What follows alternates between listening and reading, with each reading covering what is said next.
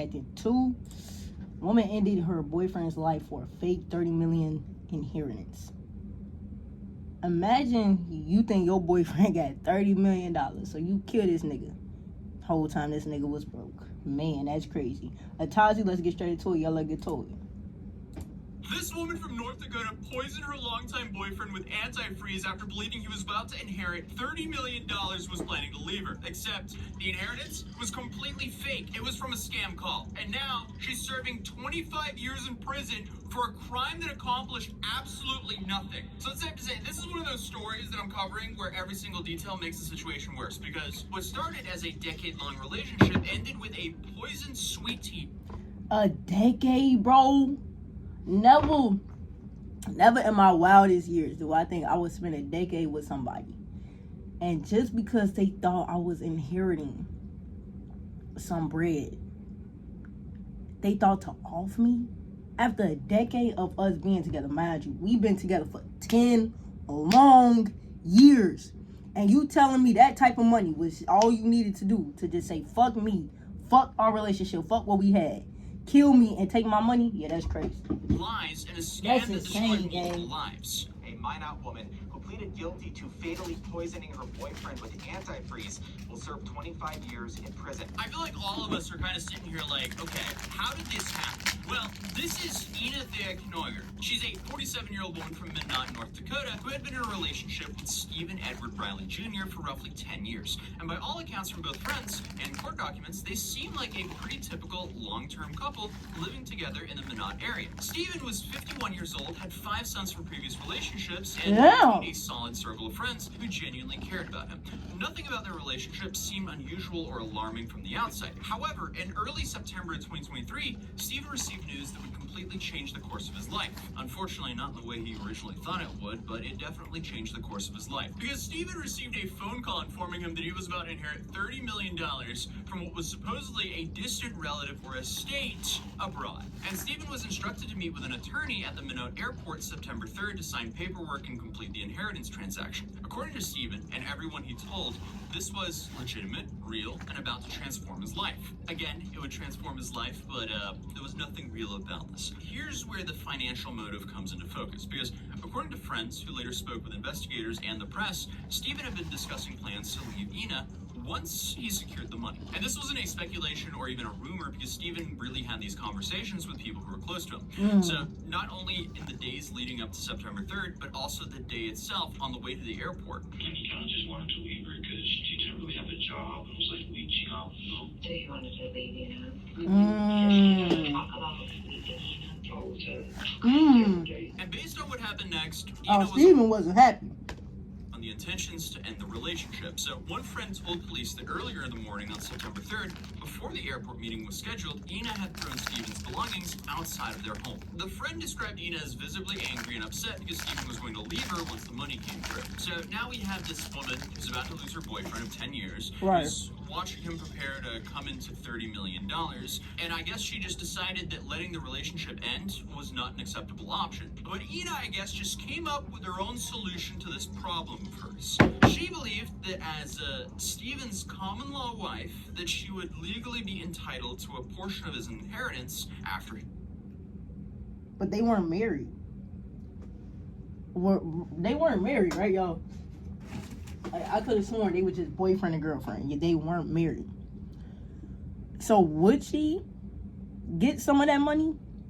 Or would it just go to his kids? Like, because you're not his legal wife. Like, yeah, if she was his wife legally, it would have went to her. But don't it go to his kids, folks? Like, would it not go to his kids? If the money was real, it would have went to his kids and not her? Is that not how shit worked, though? I'm like... passing. So on the morning of September 3rd, as Stephen prepared for his meeting at the airport, Ina was making him sweet tea throughout the day. So according to the court documents in the arrest affidavit, this is when prosecutors say that she began putting ethylene glycol into his drinks, which is antifreeze. And it has one particular dangerous characteristic. It's sweet tasting, which makes it incredibly easy to disguise in beverages like... Wow, I did not know antifreeze was sweet. It's colorless, it's odorless, and it's a sweet tasting chemical. Wow. Never would have Well, guessed antifreeze was sweet And also, tasting. this is why antifreeze manufacturers add the bitter agents to their products to prevent accidental ingestion by children and animals who might be attracted to the sweet taste. And unfortunately, Steven drank the tea Ina prepared for him, completely unaware that it contained a lethal dose of poison. And later Right. that evening, Steven headed to the Minot airport with some friends who joined him to meet the supposed attorney and witness the moment. Everyone was excited, ready to celebrate what they thought would be their friend's incredible good fortune. And that's when everything started to go sideways, because while waiting at the airport for the lawyer to arrive, Steven began complaining that he felt drunk, which was strange because he didn't consume any alcohol. So the people who were present confirmed to the investigators that Steven had been completely sober throughout the entire day. He made that comment that he had not been He drinking said he said, I haven't been drinking. He actually made that comment quite a few times that day, that night. because when we were at the airport, I told him, just sip some water, Steve. And he kept saying, God, I feel like I'm drunk. He said, I haven't drank anything all day. One friend, Billy, told police that he'd spent most of September 2nd with Steven, and Steven seemed to be completely fine. No signs of being sick, no indication of physical distress, nothing unusual at all. But now, less than 24 hours later, Steven was telling everyone that he felt intoxicated. Right. Then, the stomach pain started. Because Oh, suddenly right. he started complaining Yeah, I ain't even gonna lie. I feel like she should, if she was gonna poison this man, I don't know. I feel like she just did it so quickly that like, brother, it was like, and then you did it, mind you. It's like, and then he had all his peoples around him prior to the days that he died, like pre the days that he died, right? All his peoples was around him, so they all kind of knew how he was acting the days prior, and then on the day that he died, they knew how he was acting. So it's like it was like the shift was out of nowhere, because the days before, bro was fine, but then out of nowhere on this day when he was finna go collect the money and leave Shorty, all of a sudden he's not okay. I would have been thinking like, stomach pain and became increasingly unsteady on his feet. His friends watched as he nearly fell over multiple times just trying to walk. So his condition was deteriorating fast, right in front of everyone, and it was kind of obvious that something was very wrong. And Wesley Torgerson, one of Steven's close friends who was at the airport later, told the police that within a very short time, Steven's health declined to the point where he was genuinely concerned for his friend's life. He and the other guys immediately wanted to call 911 or drive Steven to the emergency room, but Ina was certain that medical attention was not necessary. She insisted that her boyfriend was just suffering. I would have known then. I would have known then that it was her. So she claimed that she had medical. Because even though, like, bro, if my partner even shows some signs of not being okay physically, like they look like they finna fucking die, I'm rushing you to the hospital. I don't give a fuck. Like, no. And that's how they should have known, like, hey, this bitch got something to do with it. Because I feel like any person that's like seeing their partner die, that has nothing to do with it, right? Seeing their partner fucking physically looking sick, looking like this nigga finna croak at any moment, would be like, yeah, like, what is y'all doing? Call 911. Like, let's get him to the hospital. Knew exactly what to do for a heat stroke, so there was no need to panic or involve any actual medical professionals. Law Tigers has pretty much stepped in anywhere that they could to try to make sure that the process was as smooth and easy as possible. Contacted, she was supposed to call the ambulance. She never called the ambulance. And I guess just for context here, after looking up the weather, the temperature in Minot on September 2nd and 3rd was between 89 and 95 degrees Fahrenheit. So, yeah, it was definitely hot out, but not the kind of heat that would lead you to this situation. Yeah. And Wesley later No, like, said it's that definitely he hot. wanted Ina Don't to get take it her wrong. boyfriend home Don't get it because twisted. she That's hot seemed as hell. confident in her medical knowledge, and he trusted that she would know what to do. And I mean, he had no reason to suspect that she was the one who caused Steven's condition in the first place, because they were together for 10 years. Right. Well, when Steve got sick up at the airport, the next day he died, and she said, well, I know what I'm doing. I worked as a nurse for 32 or 34 years, and I started adding, to be a nurse, you got to be 4, 5, 6 years college at 20, and then you add 34 on to 26, which makes her older than she wasn't. She hadn't worked for a long time, so she wasn't telling the truth. And by the time they left the airport, Stephen's condition progressed from feeling drunk to genuinely alarming. Within an hour of getting home, he was puking all over the place and couldn't walk on his own. He was drifting in and out of consciousness, barely able to respond to questions or maintain awareness of his surroundings. So I don't know about you guys, but that's definitely not the symptoms of a heat stroke, but symptoms of severe poisoning. But his girlfriend still didn't call for medical help, because according to reports, she had over 12 hours alone with Stephen throughout the night and into the next morning, and during that time, she watched his health decline to the point where he became completely unresponsive. And it wasn't until the next morning on September 4th that Wesley went to the house to check on his friend, as he was understandably very concerned for his condition. However, when he arrived, Ina spoke to him through a closed door and said Stephen had already gone to a walk-in clinic and was being treated. And Wesley was worried enough that he didn't just take her word for it, so he drove to every single walk-in clinic in Minot to look for. Do you know how, bro, if my homie not showing up for me like how this nigga showing? Actually, I'm about to text my homies right now like, hey, bro, if something happened to me, bro, to where you thought I was dying by my shorty, and she says a lie, would you go checking for me? Would you go looking for me? Because, bro, if my homie's not like this, gang, I don't want him. That's a dedicated ass homie. He said, okay, let's see if you telling the truth. I'm gonna go to every single one. Nigga wasn't there. Oh, that's a dedicated boy. That's a good fucking friend right there, bro. That's a good fucking friend. What time It was in the morning. I went there earlier. I knocked, and she didn't say anything right away. Then I knocked again.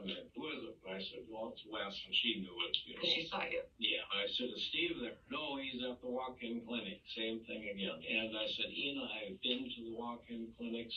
I've been to the hospital. He's not there. Where is he? Then she locked the door. But his friend wasn't at any of it because he'd never left the house. It wasn't until later on that afternoon, more than 24 hours after Stephen first showed symptoms at the airport, that an ambulance was finally called to the residence for an unconscious man.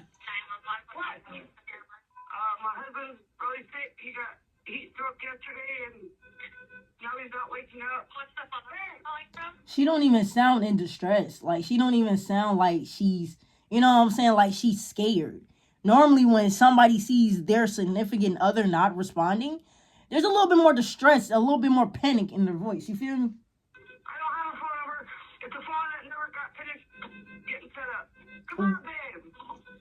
So how the fuck are you how are you calling the fucking, what?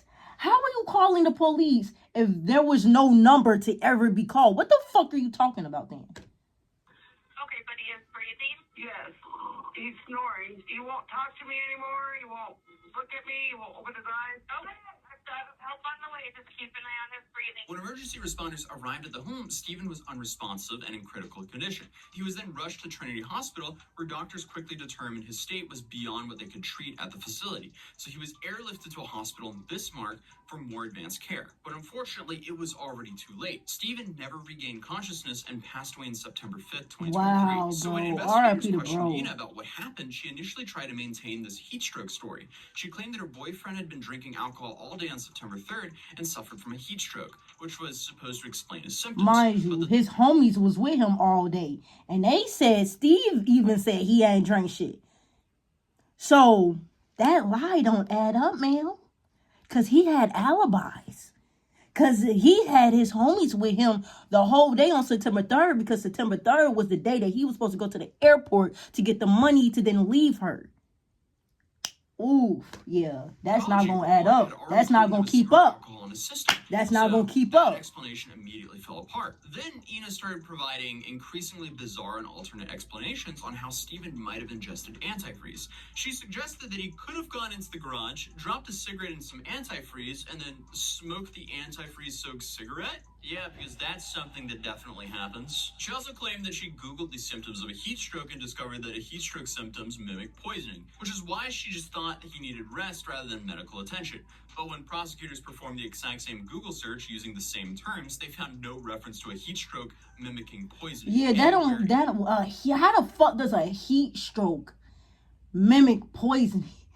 What the fuck? That's not even in the same fucking category, lady. Like, what the hell are you talking about? Search results. I tried doing the same thing as obviously I couldn't find anything. I also got the AI response, which definitely doesn't include any of that, but I'm also unsure if you got the AI response back in 2023 or not. But either way, it is not adding up. Ina also tried to shift blame onto Steven's friends, claiming that Wesley Torgerson had specifically told her not to call 911, which is why she... Hey, bro, yeah, they just know she lying at this point. They just really trying to get the... Like, police be knowing. They just be wanting you to say, okay, I did this, and that. But, bitch, all these stories, they don't believe nan one of them. They just really want you to say what the fuck actually happened.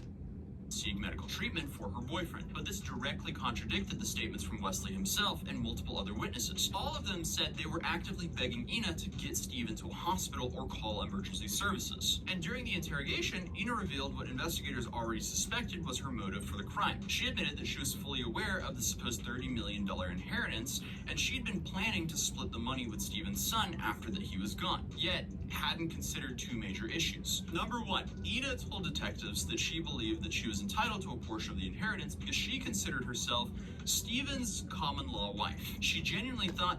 Ma'am, his common-law wife? But are you his legal wife? No, you're not. There's no such thing as a common-law wife. It's either your wife by legal marriage document or you're not a wife at all, ma'am. The fuck are you talking about? Years together, she had legal spousal rights to his estate. However, a massive problem here is North Dakota doesn't legally recognize common law marriages, meaning even if the inheritance had been real, even if Steven had gone naturally, and even if she hadn't planned this whole thing, she still wouldn't have been legally entitled to a single dollar of his estate. I'm about to say, like, ma'am, I didn't even know they had common law anything in states. I feel like that shouldn't even be a thing. If I didn't marry this bitch, but I stayed with her for 10 years, maybe I didn't fucking marry her for a reason. Maybe I didn't want to marry her because I didn't want to get married again. But I loved her, so I just, stayed with her as my girlfriend. Common law shouldn't be nothing. It's either, bitch, I made you my wife by legal marriage document, or you have no entitlement to anything I have.